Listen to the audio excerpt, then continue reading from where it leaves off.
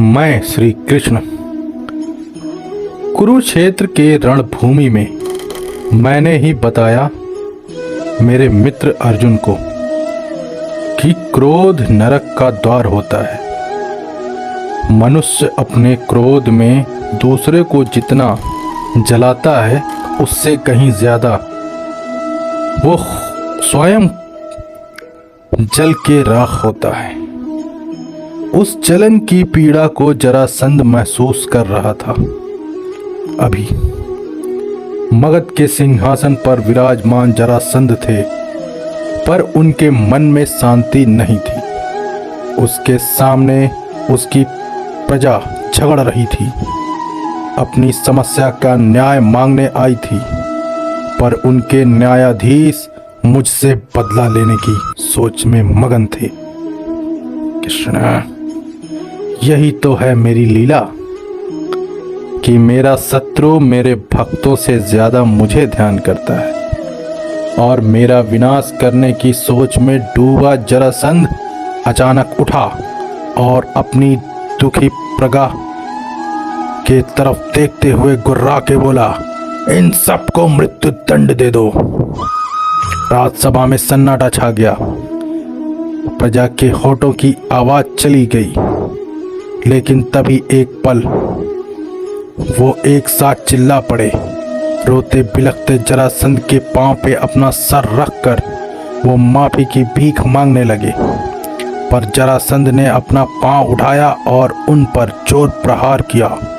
सभी जमीन पर ढेर हो गए। जरासंध राजसभा से बाहर निकला अपने महल की ओर। समय से पहले महाराज को महल के अंदर आते देख सेवक और रक्षक डर से सिहर उठे, जैसे सांप ने उन्हें सूंघ लिया हो। पर जरासंध ने उनके तरफ देखा भी नहीं और विशाल महल के गलियारे में आगे बढ़ता गया। लेकिन तभी वो अचानक रुका। उसके सामने दीवार पर एक चित्र टंगा हुआ था, उसके दामाद कंस का, जिसकी मृत्यु का बदला लेना जरासंध के जीवन का लक्ष्य बन चुका था। पुत्र जैसा प्रिय दामाद के तस्वीर पर फूलों की माला को देखकर जरासंध की आंखें नम हो गई और उसके हाथ ने उस तस्वीर को छुआ। लेकिन तभी अचानक वो तस्वीर कहाँ गायब हो गई और एक दरवाजा सामने आया। जरासंध ने गलियारे की तरफ देखा, कहीं कोई नहीं था। जरासंध ने दरवाजे को छुआ और खुलते ही उसके अंदर चला गया।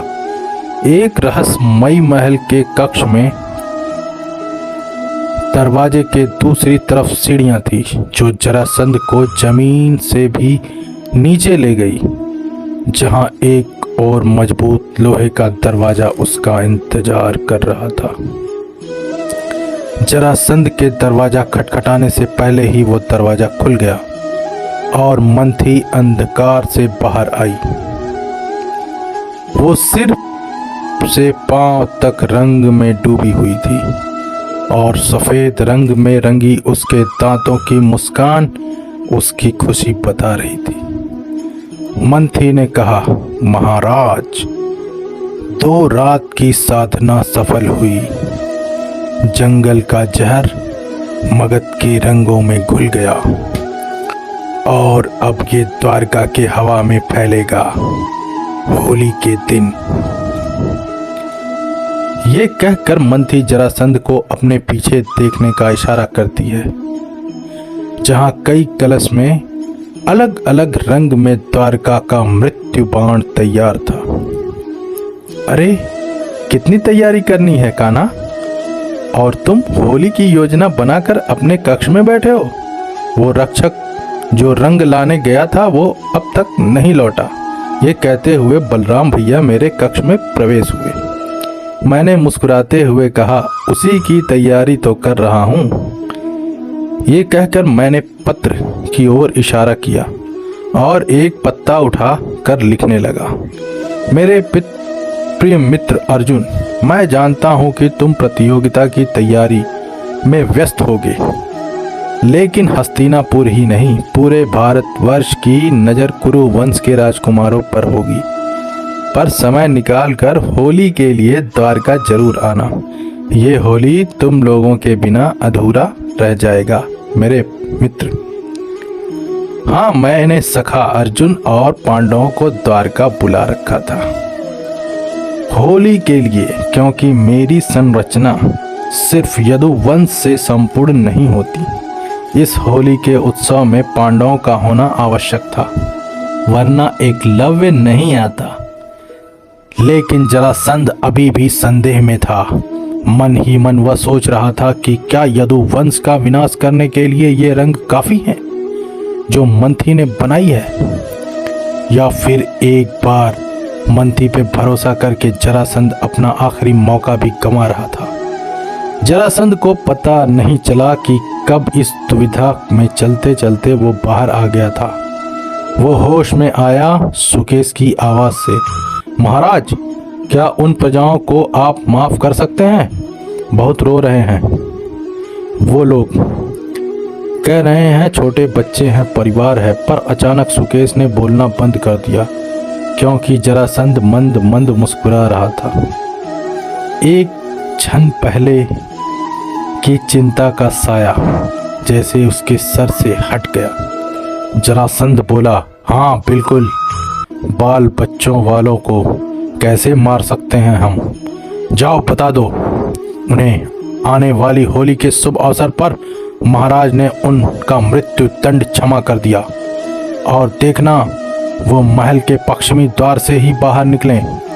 सुकेश आश्चर्यचकित होकर जरासंध को देख रहा था, पर उसके मुस्कुराते हुए चेहरे के पीछे क्रूरता की जो लहर बह रही थी, उसका अंदाजा भी सुकेश को कैसे लगता। आधे प्रहर के बाद मगध की प्रजा भगवान का स्मरण करते हुए कांपते हुए पश्चिमी द्वार की तरफ बढ़ रहे थे। उन्हें पता नहीं था, महल के तीसरे माले की खिड़की से जरासंध उन्हें टकटकी लगाए देख रहा था। लेकिन तभी एक प्रजा की आंख वहां रखे हुए गुलाल के बड़े से थाल पर पड़ी। जीवन मिलने की खुशी में उसने गुलाल उठाया और चीखा, महाराज की जय, महाराज जरासंध की जय हो।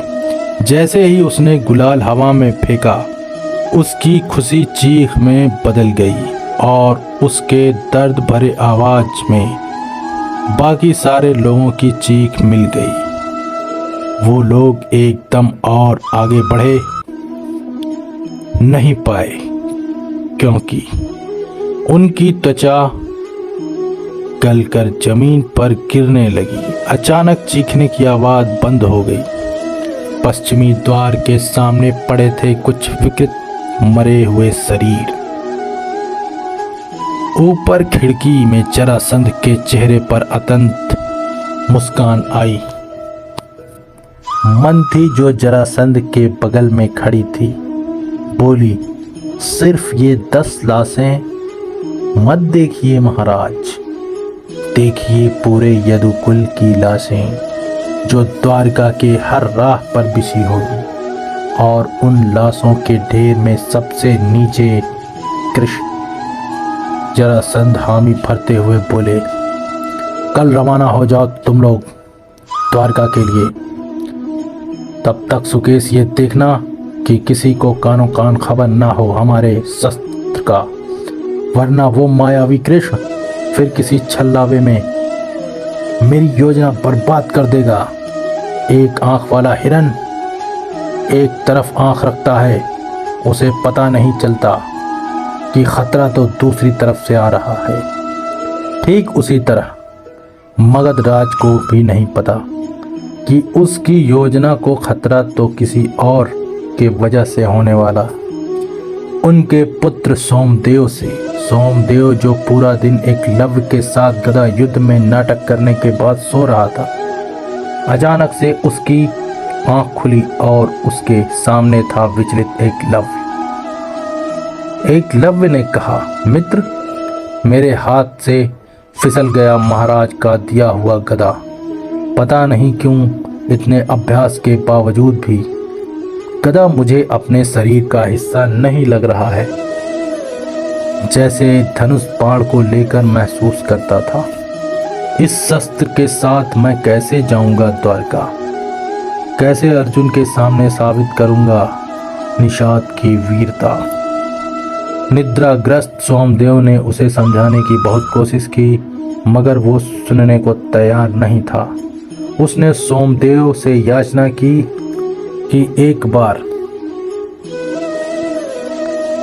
बार आखिरी उसके साथ प्रांगण में आए और गदा का अभ्यास करे द्वारका जाने से पहले। और प्रांगण में आकर सोमदेव से हो गई सबसे बड़ी गलती। काफी दिनों से जमा हुआ गुस्सा उसके छल के चादर को भेद कर बाहर आ गया जब एकलव्य ने अपने गदा से उसके ऊपर प्रहार किया। जवाब में सोमदेव का गदा उठा और जरासंध के पुत्र के वार से एकलव्य के हाथ से गदा गिर गया और एकलव्य मुंह के बल धरती पर गिरा। ये देखकर सोमदेव के पांव जमीन पर जम गए। इतने दिनों से बना झूठ का महल एक गदा के प्रहार से उसने तोड़ दिया। ये क्या कर दिया उसने? एकलव्य को उसके ताकत का असलियत बता दिया। सोमदेव भागते हुए एकलव्य के पास गया और बोला, मित्र तुम ठीक तो हो ना? कुछ टूटा तो नहीं? एकलव्य धीरे से उठ के बैठ गया। हड्डी नहीं, उसका आत्मविश्वास टूट गया था। उसने सोमदेव के तरफ देखा और कहा, तो ये है मेरी ताकत की असलियत। ये छुपा रहे थे मुझसे, मुझे खुश करने के लिए। ठीक से शस्त्र भी नहीं पकड़ सकता हूं मैं। किस मुंह से जाऊंगा द्वारका? नहीं, मैं नहीं जाऊंगा द्वारका। उसी क्षण जरासंध भागते हुए वहां आया और अपने सपने को टूटते हुए देखकर उसका हृदय कई हिस्सों में टूट गया। क्या जरासंध के सपने टूट गए? क्या बदला लेने के लिए एकलव्य द्वारका जाएगा? जानने के लिए वीडियो पर बने रहिए और देखते रहिए एकलव्य।